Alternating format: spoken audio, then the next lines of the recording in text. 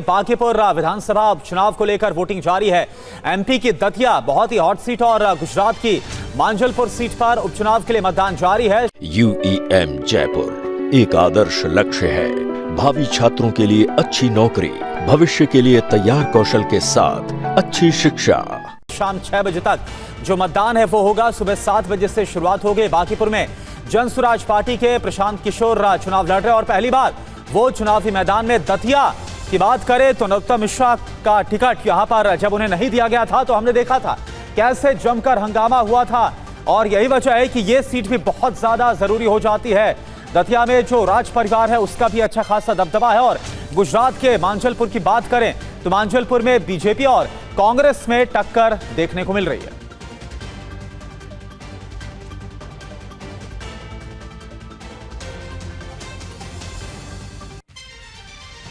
और चलिए सीधा रुख करते हैं हमारे साथ हमारे दो संवाददाता इस वक्त आपको टीवी स्क्रीन पर नजर आ रहे हैं। रुपेश कुमार जो कि बांकीपुर से आपको लाइव नजर आ रहे हैं और रजनीश रंजन हमारे साथ दतिया से इस वक्त लाइव हैं। सबसे पहले रजनीश मैं आपका रुख करना चाहूंगा। देखिए रजनीश, बहुत ज्यादा सुर्खियों में रही है सीट, बहुत ज्यादा ये हॉट सीट है। नरोत्तम मिश्रा जिनको टिकट नहीं दिया गया उन्हें बहुत ज्यादा ये उम्मीद थी कि टिकट मिलेगा, जमकर हंगामा हुआ था।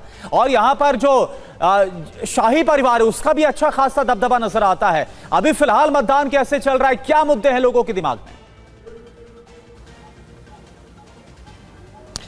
देखिए, नरोत्तम मिश्रा ने जो बेशक पार्टी से बगावत नहीं की, लेकिन जिस तरह की नाराज़गी उन्होंने दिखाई और जिस तरह का उग्र प्रदर्शन उनके समर्थकों ने किया, निश्चित तौर पर बीजेपी के लिए वो बड़ी चुनौती है। और बीजेपी को लगता है कि चुनौती घर के भीतर से मिल रही है।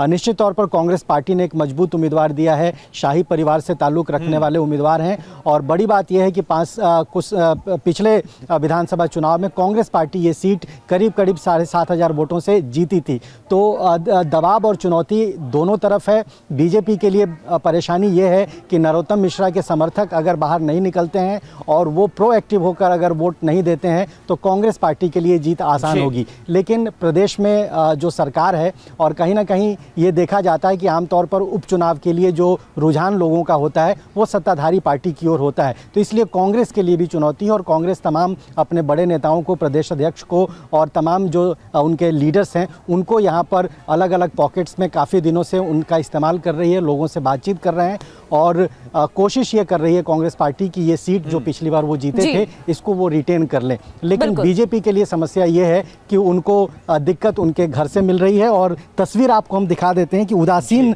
माहौल यहाँ पर नजर आ रहा है। करीब 1 घंटे से वोटिंग शुरू हुई है। स्थिति देखने को मिल रही है। रजनीश लौटेंगे, रूपेश कुमार भी बांकीपुर से हमें ज्वाइन कर चुके हैं। रूपेश, बीजेपी की बात करें तो साख की लड़ाई है और प्रशांत किशोर के लिए भी ये चुनाव बेहद ही महत्वपूर्ण है क्योंकि पहली बार ग्राउंड पर है। क्या तस्वीर है?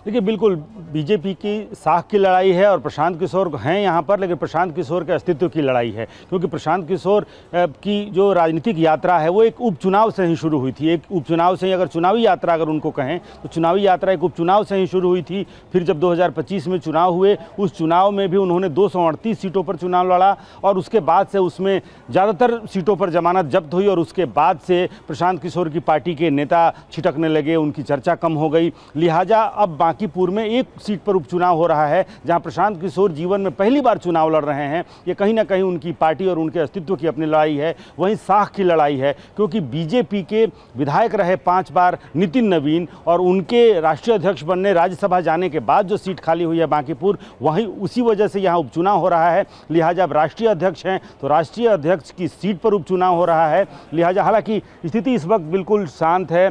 सुबह 7 बजे जब वोटिंग शुरू हुआ तो कुछ मतदाता दिख रहे थे यहाँ पर, लेकिन ज़्यादातर इस वक्त सुरक्षाकर्मी ही यहाँ पर आपको नज़र आएंगे। मतदाता थोड़े से कम यहाँ पर नज़र आ रहे हैं। लेकिन सबसे अहम ये है कि साख की लड़ाई किस तरह से, क्या वजह है, क्योंकि बांकीपुर सबसे सुरक्षित सीट माना जाता था बीजेपी का। बीजेपी भी खुद मानती थी कि बहुत सुरक्षित सीट है, ये उनका अपना किला है, उनका अभेद्य दुर्ग उसको कहते थे। लेकिन आज जिस तरह से मुख्यमंत्री से लेकर के और नितिन नवीन पिछले 6 दिनों से यहाँ कैंप कर रहे हैं, उनको रोड शो करना पड़ा पड़ा और उसके बाद से तेजस्वी यादव ने भी रोड शो किया, प्रशांत किशोर तो हैं ही। तो थोड़ी सी लड़ाई, थोड़ी सी मुश्किल जो स्थिति इसके पहले रही है, नितिन नवीन के पिताजी भी यहाँ से चुनाव लड़ते रहे, वो भी यहाँ लगातार 1995 से लेकर के और 2005 जब तक उनका निधन नहीं हुआ तब तक वो यहाँ के विधायक रहे हैं। तो लिहाजा बीजेपी अपनी सबसे सुरक्षित सीट के रूप में इसे देखती रही है। लेकिन इस बार थोड़ा मुकाबला प्रशांत किशोर के आने के बाद से थोड़ा मुकाबला यहाँ कड़ा हुआ है, या त्रिकोणीय जिसे हम चुनावी भाषा में, सियासी भाषा में कहते हैं कि त्रिकोणीय